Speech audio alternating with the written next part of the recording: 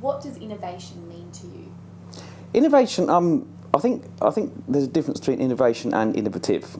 I think people and products can be innovative, but I think innovation is when you have these people and these products, and you have like a greater good. You have like an ecosystem, or a country, for example, that can come together, and the people in it can work together to bring these products and these people to, to life and to reality, if that makes sense.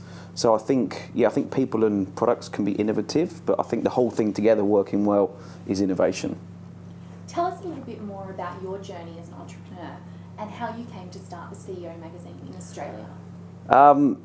Okay, first thing I'll say, I love Australia. I am Australian, dual passport. My daughter is Australian. I love Australia.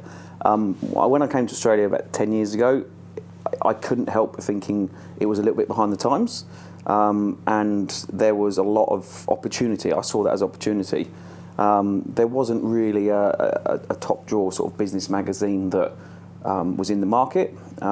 So yeah, came to Australia, worked in a spare room at the house, and then took the plunge and hired a little office. Took a guy that was working night shift at Woolies. He came over and I wrote some sales scripts, and that expanded from one into sort of 2 sales teams. We took on an editor. The first few magazines were born, and then we tried new areas. We're always trying to expand. We went to open an office in Europe, so we've got sort of 20 odd people over there in Europe now.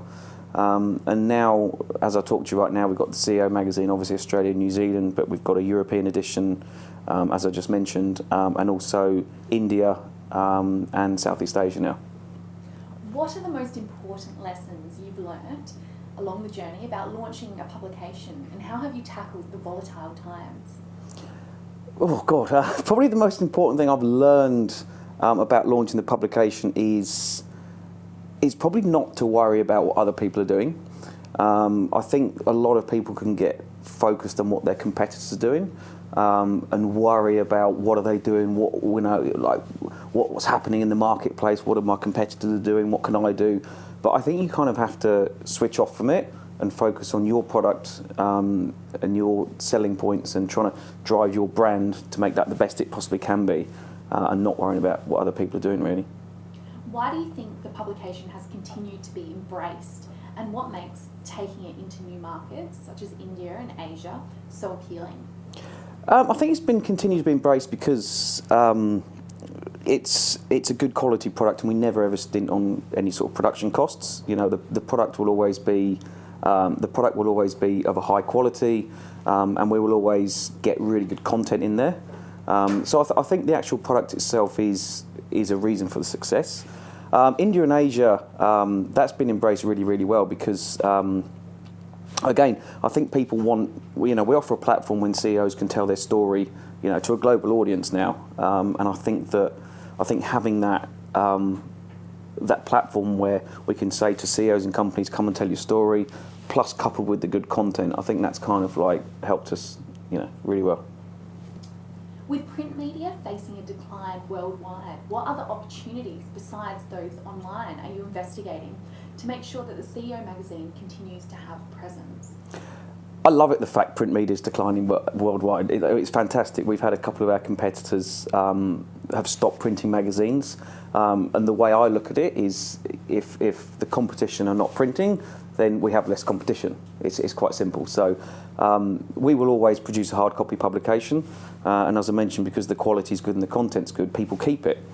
So yeah, I think that's been really good. What was the second part of the question? How do you intend to ensure the CEO brand will maintain and cut through in all global markets? I think we just have to continue what we're doing. We've got a proven business model. It works. We now have 4 editions across the world. So if we maintain quality of print, quality of content, quality of partnerships, like we have with the AICC and Gemstar, and if we maintain these partnerships, then I'm sure we'll be fine. Featuring high-profile personalities in the CEO magazine must provide huge learning opportunities for you and for the business. What have been some of the most valuable lessons that you have learned from some of the people that you've interviewed?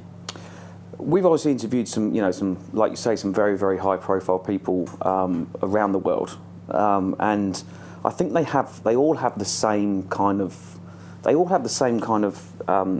ethos and mentality about being a CEO. I mean, it's not, as a lot of them will tell you, it's not rocket science.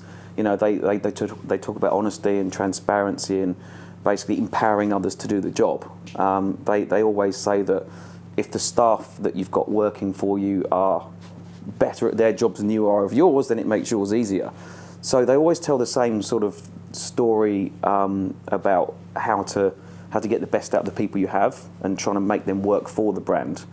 I think that's really clear, especially when, you know, we've Richard Branson and, you know, Gina Reinhardt and some of these names, they all kind of preach the same thing. So, if you had your time again, what are some of the things that you might have done differently in business, or what have been the most rewarding key learnings from these difficulties? I think probably what I mentioned about not worrying about what other people are doing, that's really quite important. If I did it all over again, I don't know what I would change because we're doing quite well. You'd probably tweak a few things. I don't know if I'd completely change what I've done. But you know, if you could talk to yourself maybe 10 years ago, you know, I think you'd kind of want to pick the positives. You'd kind of say, you know, always believe in what you're doing, always try new markets.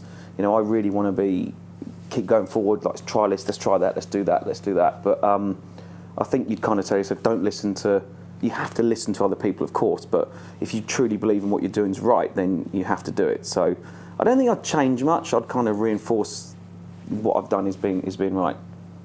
In 2015, you included the Startup Executive of the Year category in the CEO Magazine's Executive of the Year Awards for the very first time. Were more entries received for this award than anticipated, and what did you find most surprising about the calibre of the nominees? We had a lot of people that did apply for the award. We had Richard Branson actually offered to put his name to the award and actually come over. That didn't work out in the end, and we had a guy who was very successful called Adeo Resi, very, very popular in Silicon Valley. So he judged it, and he said to us that the standard and the calibre of the awards were very high. It didn't surprise me that there were a lot of applications, and it didn't surprise me that the calibre was really high, because, you know, Australia's got some really, really good ideas. You know, the people there have got some good ideas. I've got some viewpoints on how I think Australia as a country could improve to help these ideas to come to fruition, but the ideas were definitely there. How could local Singaporean and Australian entrepreneurial ideas be better nurtured in 2016? In Singapore and Australia? Well, I think Singapore's doing a lot of extremely good stuff in terms of startups and innovation. It's definitely one of the best places in the world to have a startup business. There's no doubt about that. Australia is going the right way, I think. Australia with the ideas boom and what Turnbull's doing is fantastic. However, I think there may still be a slight blinkered approach from investors with the Australian mentality that, you know, it's much easier to secure funding somewhere in like Singapore than it is in Australia. So I think the government will probably need to do things in Australia to help make it easy for investors to spend their money and help, you know, like startups in Australia. You know, I mean, you can come to Singapore, you can rent an office for free if you've got a startup. There's some places that do that. So I think the government might need to help the entrepreneurs in Australia, and then I think the entrepreneurs will find it easier to get backing because the investors will obviously see much more ideas coming through.